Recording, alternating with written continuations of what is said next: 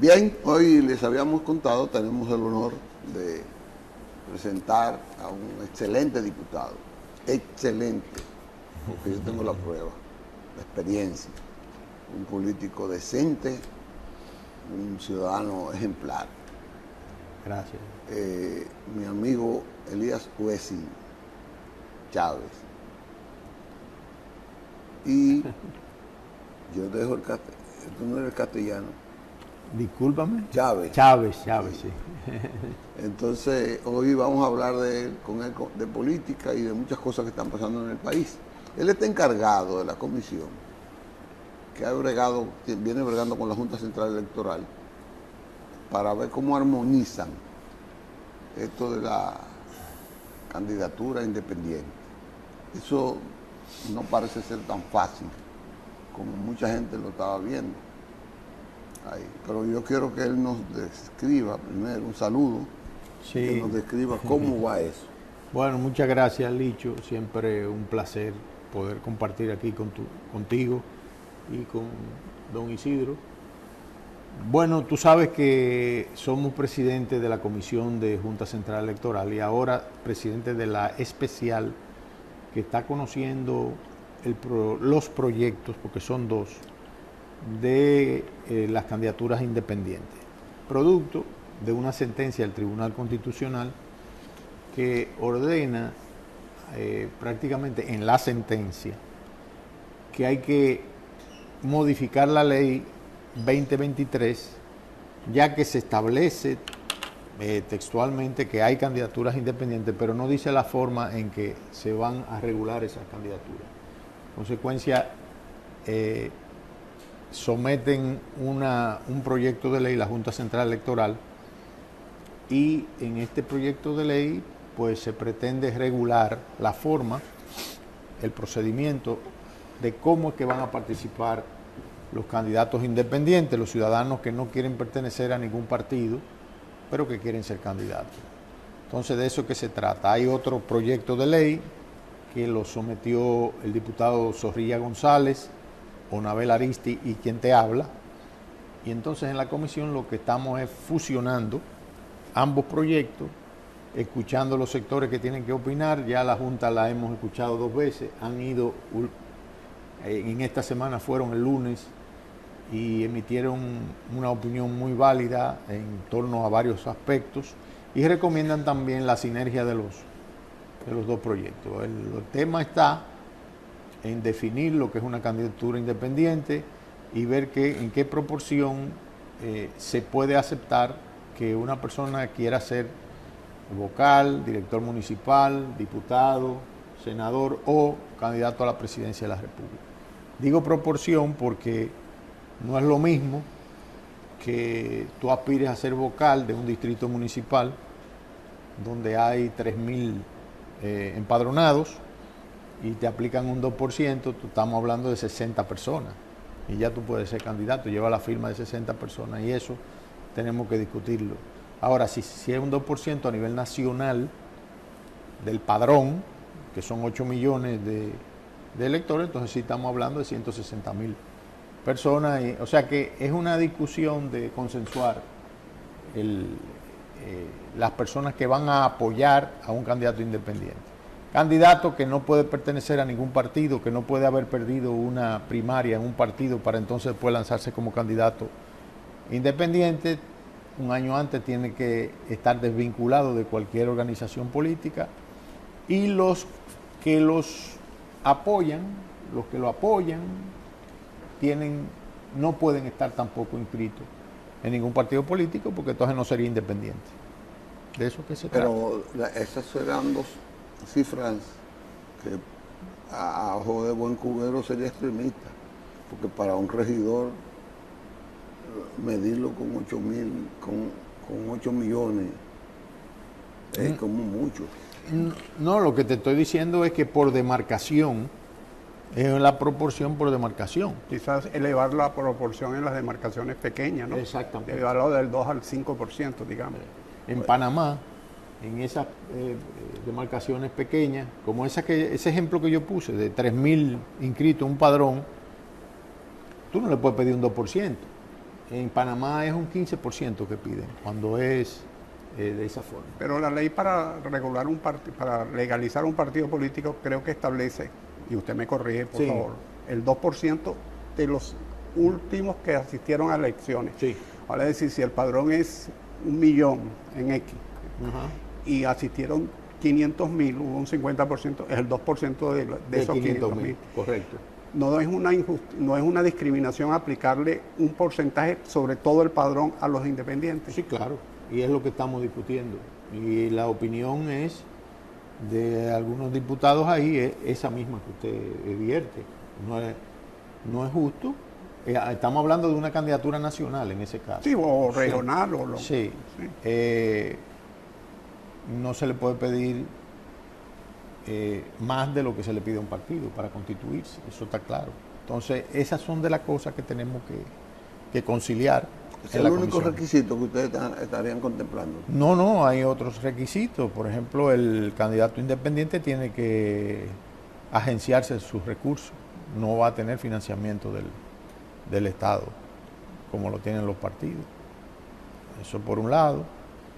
Y la Junta plantea que debe de constituir una ONG, en este caso una asociación sin fines de lucro, bajo el marco de la ley 122-05, que es la de las asociaciones sin fines de lucro, que primero debe hacer eso, un año antes de las elecciones, y después que esté constituido, entonces inscribirse con la lista de personas que lo apoyan en la Junta Central Electoral.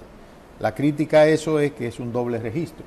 Primero tengo que hacer una asociación sin fines de lucro, que tú sabes que eso se tarda muchísimo, es muy tedioso, y después entonces tú tienes que, para legitimar la candidatura, tienes que ir a la Junta y registrarte también, o sea que eso tenemos que conciliarlo también. La sentencia establece no recuerdo el nombre exacto, asociaciones de participación política, algo así se llama, ¿no? De participación ciudadana, algo así. Sí. No necesariamente, en mi criterio, yo no soy tampoco abogado experto en derecho administrativo, pero la ley puede darle figura jurídica a ese tipo de asociaciones de manera eventual para solamente elecciones, sin tener que pasar por la Procuraduría. Vale decir, ante la Junta Central Electoral, que va a revisar el listado y se lo aceptan y aceptan la candidatura. Claro, y darle personalidad jurídica momentánea. Es que eso debe de estar bajo la sombrilla de la Junta Central Electoral. Eso no debe caer es mi criterio personal. O sea, no debe de haber ese doble registro. Doble jurisdicción. Exacto, porque la ley 122 no tiene nada que ver con lo electoral. Entonces, la Junta es la Junta es la superintendente de los procesos electorales. Entonces, si usted va a ser candidato independiente o va a participar por un partido, es ella la que tiene que ver con eso. O sea, eso tenemos que ver cómo lo consensuamos ahí en la comisión. Tenemos ya una matriz preparada donde está el proyecto de la Junta, el proyecto que sometimos nosotros. Está el voto disidente del magistrado Vallejo Santelice, que aporta algunas cosas importantes, como es el caso precisamente de las asociaciones cívicas. Cívicas se llama. Sí, exacto. Está también el informe que ya lo hizo la Oficina Técnica Legislativa, OFITREL. O sea que tenemos una matriz como de 5 columnas. La sexta es para ya definir cómo que va a quedar el proyecto. Pero ya ese es un proceso largo. Eso quiere decir que para el 28 no le va a dar tiempo a ustedes. Vamos a ver. Yo creo que vamos muy bien. Este próximo lunes vamos a recibir 17 partidos del espectro y vamos a recibir a Finjus, a Participación Ciudadana, y al abogado Alberto Fiallo Villini, que fue el que propuso el recurso de inconstitucionalidad ante el Tribunal Constitucional. Pero los partidos ya no se comunicaron con la Junta y dijeron... No, recuérdate que son más de 30 partidos. Ya fueron los 3 que sacaron más de un 5%. Primero, los recibimos. Este lunes pasado recibimos 15 organizaciones y faltan como 17, entonces la tenemos que escuchar.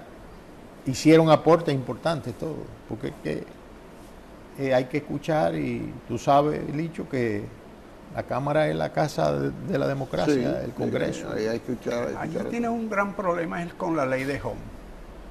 Eso es un escollo que no sé cómo lo van a sortear.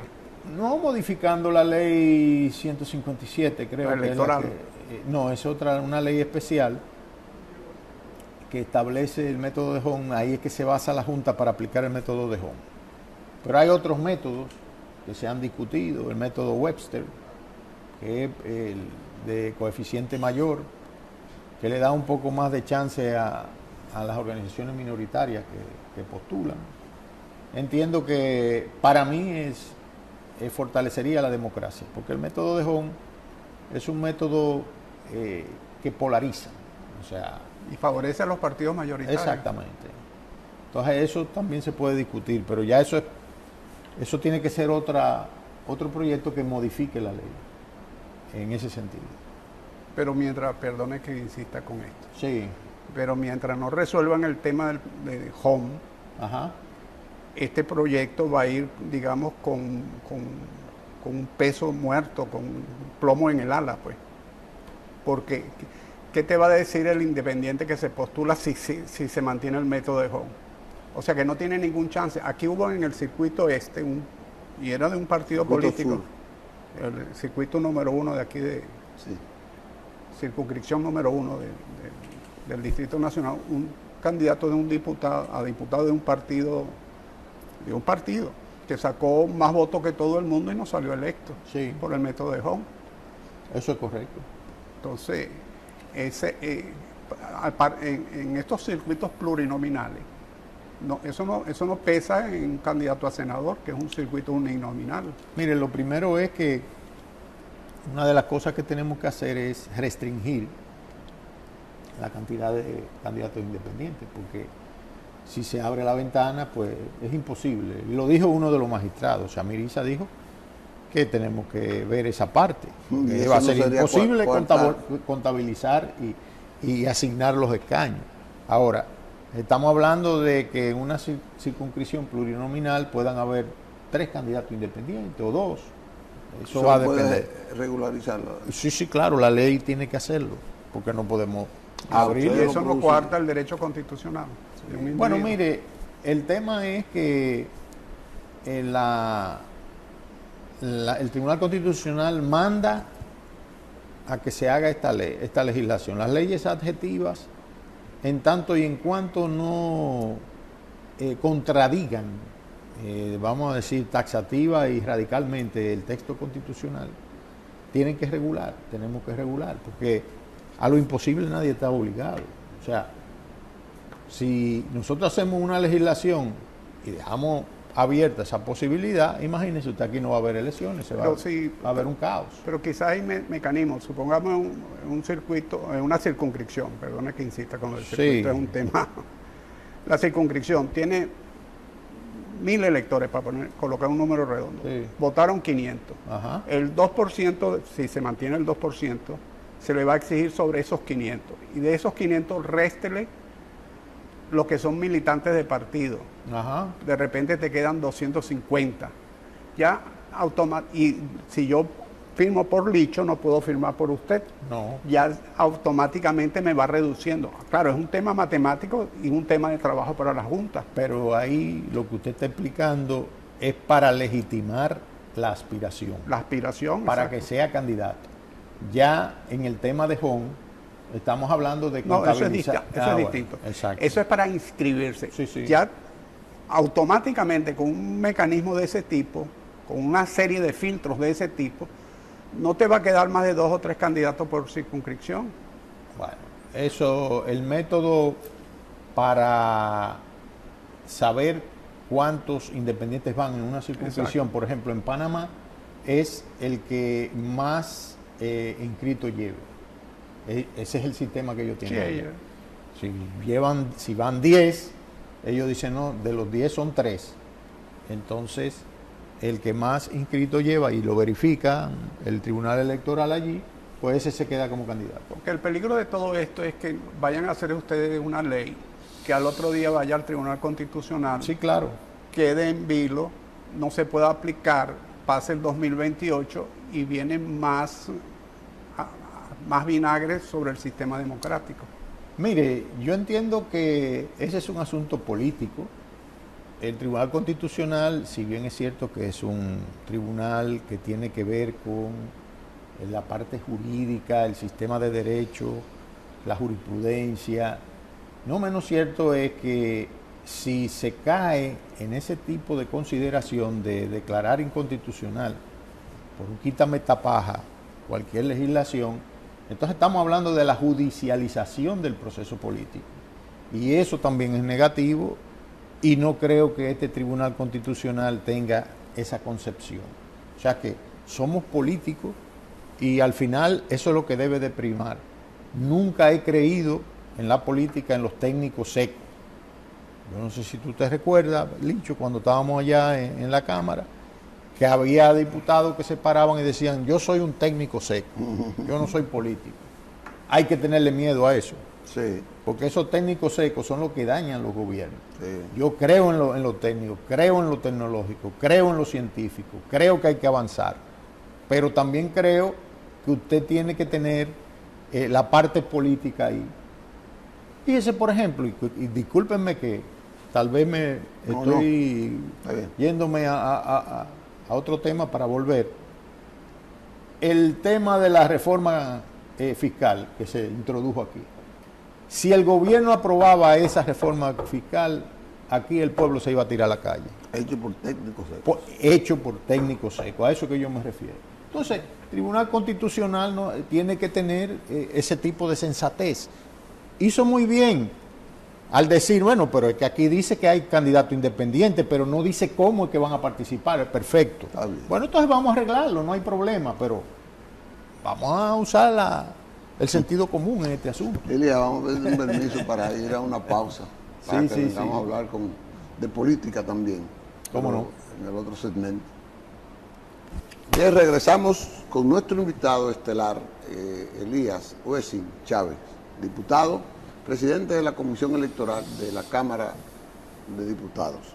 Elías, la situación política como resultado del 2024 no es la misma que las anteriores, porque de verdad que en el 2024 era un proceso normal, había un candidato que se veía con una supremacía muy importante y verdad que la oposición estaba un poco menguada. Así es. Dividida. No obstante eso, hubo un 47% de abstención. Muchos de nosotros atribuyen esa abstención primero a esa mengua de los partidos de oposición, a esa falta de energía contra el gobierno, esa vitalidad que debe tener la oposición. Pero también nosotros creemos que el voto preferencial ya cumplió su papel. No ha cumplido su papel, pero ya no va a ser motivador del fortalecimiento del voto. Mira, yo entiendo que inciden varios factores y debe ser una preocupación de lo que creemos en este sistema. Un sistema que no es perfecto, pero que... Es el menos malo, como dice Exactamente. Hipólito. Yo siempre digo lo que dijo Churchill, que la democracia es el peor de los sistemas con excepción de todos los demás. Y eso es así. Entonces tenemos que tratar de ver cómo mejoramos las cosas. Y una de ellas es precisamente tratar de que de ese padrón, que ya va por más de 8 millones, una gran cantidad de dominicanos se sienta inclinado a respaldar los procesos electorales. Porque ese declive lo que te está mandando es un mensaje diciendo yo no creo en eso, no acepto lo que estos partidos hegemónicos, y digo hegemónicos porque esos son los que trazan las pautas, están haciendo en el país, y cuando viene a ver, vienen unas crisis y viene un outsider o viene un liderazgo populista de esto que hemos visto y se apodera del poder y entonces sale más cara la sal que el chivo, como decimos aquí. Entonces, tenemos que hacer un esfuerzo de presentarle al pueblo dominicano un proyecto de nación con calidad. La democracia tiene que tener calidad. Y dijo una vez un tratadista que la calidad de la democracia se define por el cumplimiento de las promesas. Cuando se cumplen las promesas, cuando se cumplen los proyectos, los pueblos se adhieren a la democracia, se adhieren al sistema y participan. Entonces, tenemos que ver cómo hay una disrupción y un cambio en la República Dominicana, porque yo te voy a poner un contraste sencillo. El anterior gobierno del PLD de Danilo Medina y este gobierno, en el aspecto económico, yo le preguntaría a cualquiera, ¿seguimos igual o ha cambiado algo? Estamos igual. ¿Por qué yo digo eso? Bueno, porque yo soy legislador y allí en la Cámara de Diputados nosotros los puntos más controversiales son cuando vienen estos contratos y estos préstamos. Y eso es lo que, vamos a decir, traza el camino de una legislatura, más préstamos, más endeudamiento. ¿Para qué? Para suplir un exceso de gastos del gobierno que no hay forma de que lo corte. Se habla del solapamiento de instituciones que dilapidan los recursos, pero ¿qué se hace con respecto a eso? No se hace nada, eso es una espiral que sigue, ¿hasta cuándo? La inflación se mete en el bolsillo del dominicano, tú no puedes comprar con 100 pesos hoy lo que antes compraba. Entonces, eso es lo que tenemos que analizar. Y entonces el pueblo por eso es que se desencanta. Y ver cómo, de qué manera le presentamos al pueblo un proyecto de nación viable. Y por eso es que hay esa desafección, Licho.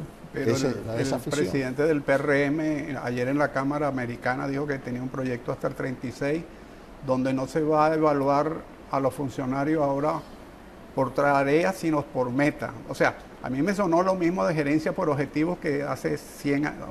En los años 50 se generó esa tesis de la gerencia por objetivo en management. Pero él ahora le colocó el nombre no por tarea y por meta. Pero entonces ya se ve que el gobierno lo tiene, ese plan que usted acaba de decir. Pero perdón, ¿quién fue que dijo eso? El presidente del PRM, Paliza. Ah, Paliza, bueno.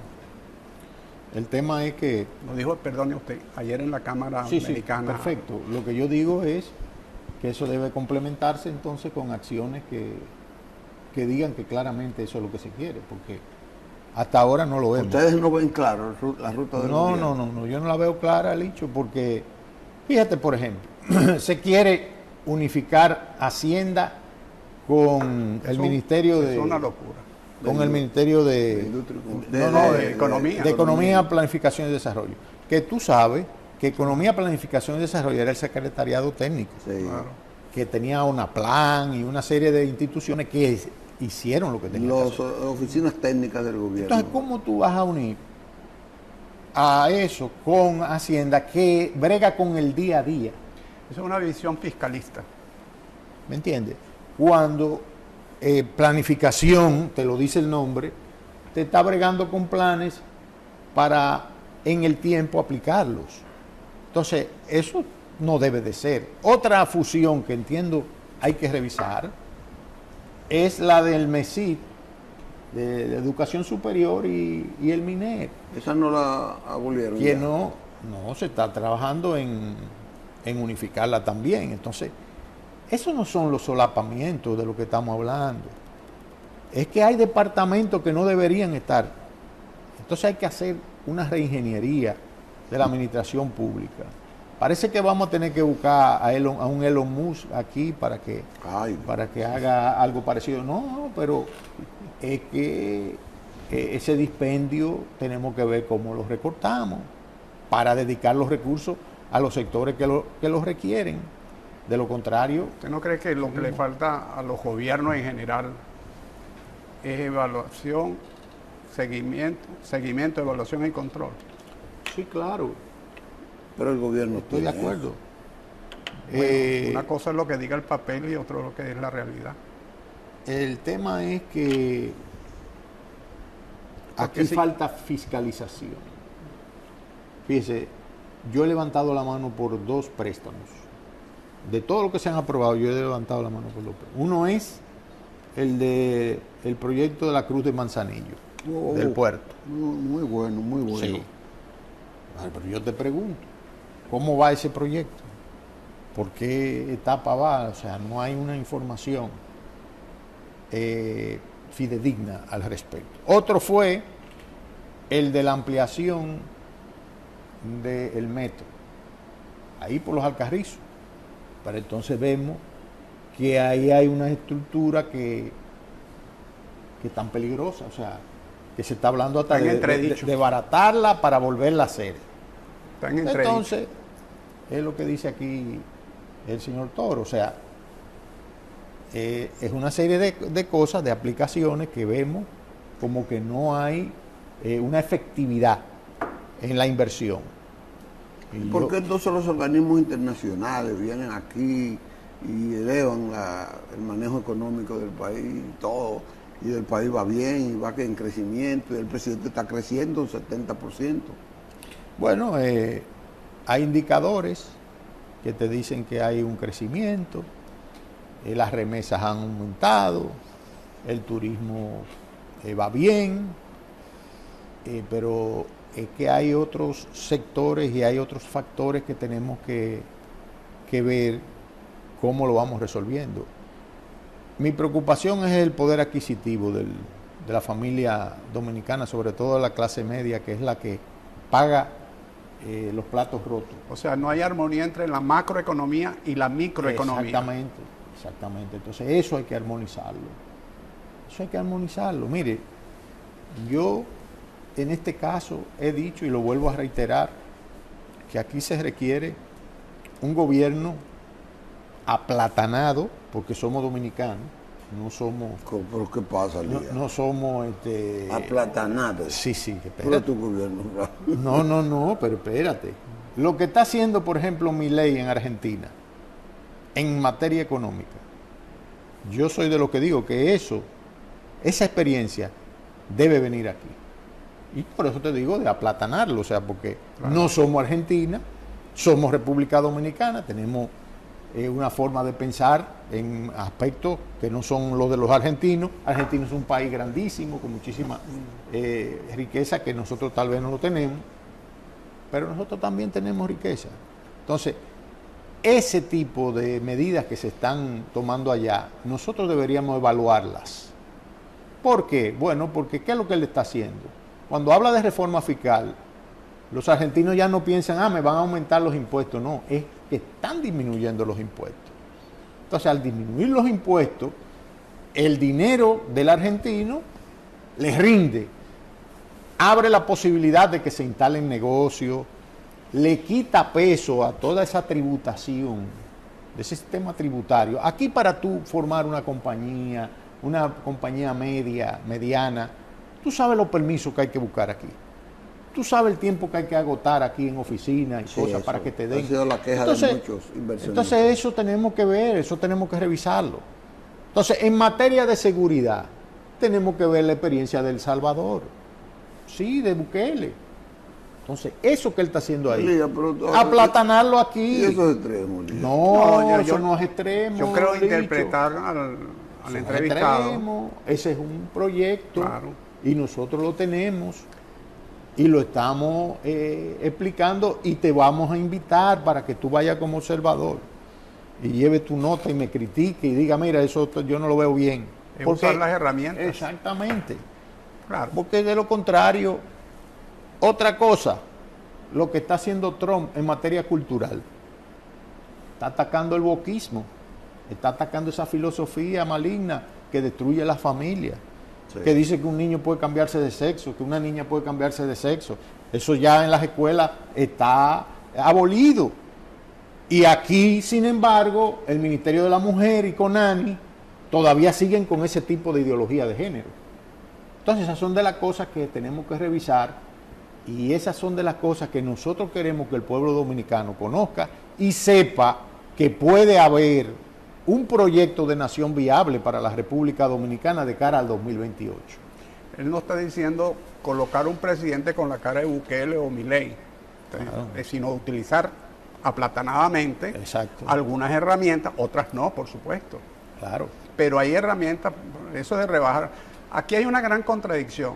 Tú vas a las cifras del Banco Central, yo tengo 2 años que no la veo, pero hace 2 años estaba el 50% en la economía informal de los dominicanos. Sí, por ahí es que está. No, dicen que está superior ya. Hay 52 por ahí. Ok. ¿Qué sucede? Cuando a ti te hablan de que hay un 5%, un 6% de desempleo y hay un 50%, 52% de economía informal, ahí hay una disonancia. Hay una disonancia. Porque tú no me puedes considerar el empleo... El empleo informal. El empleo... No es un empleo. No es un empleo. Y para usted rebajar los impuestos, lo que tiene que buscar canalizar ese 52% y bajarlo al 30, al 25%. Pero yo le voy a decir a usted un ejemplo. Y hay muchas formas de hacerlo. Claro, en Uruguay, por ejemplo. En Uruguay, ¿cómo Uruguay ha combatido eso? Eso que usted está diciendo, con un monotributo. Sí. A esas pequeñas pymes y MIPYMES, un monotributo accesible, racional, que lo puedan, y así tiene un control. Ya esas personas tienen que pagar un mínimo para la seguridad social y una serie de cosas, y los empresarios entonces, sean extranjeros o nativos, cuando hagan una empresa y empleen y le den empleos a la ciudadanía, lo van a hacer con empleos de calidad y no con esa informalidad. Entonces, ahí en Uruguay, por ejemplo, hay un gobierno ahora de centro izquierda. Estuvo Mujica, estuvo la derecha gobernando y el sistema democrático sigue. O sea que no estamos hablando de radicalismo, estamos hablando de medidas que hay que tomar. Y hay sectores que usted dirá, eso es muy difícil, qué sé yo, en los motoristas. Para eso están las cooperativas. Claro. Fomentar las cooperativas en esos sectores. Entonces tú generas... No ha llegado aquí. Elías, el presidente Luis Abinader acaba de sostener dos reuniones con los expresidentes. Tengo entendido que ayer iba al Consejo Económico y Social. ¿Cómo lo ves, Elías? Mira, yo lo veo bien, Licho. Nosotros estamos participando en una subcomisión de seguridad nacional designada por el gobierno. Fuimos invitados y estamos participando. Nos reunimos cada jueves bajo la coordinación del doctor Fernando Ferrán. Allí está el amigo Pelegrín, está Ismael Reyes Cruz, está Trajano Santana, está Bernardo Vega, en fin, ahí nos reunimos cada jueves y estamos tocando temas para hacerles recomendaciones en materia de seguridad nacional al gobierno.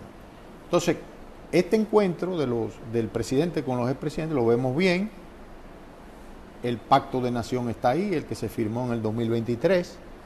Para nosotros esa es la guía que debe de primar de las medidas que hay que tomar. Y creo que es una demostración de madurez de la democracia en la República Dominicana. Y ojalá que se convierta en acciones. Vi que se nombraron ahora comisiones, representantes y eso. Espero que eso sea efectivo y eficiente.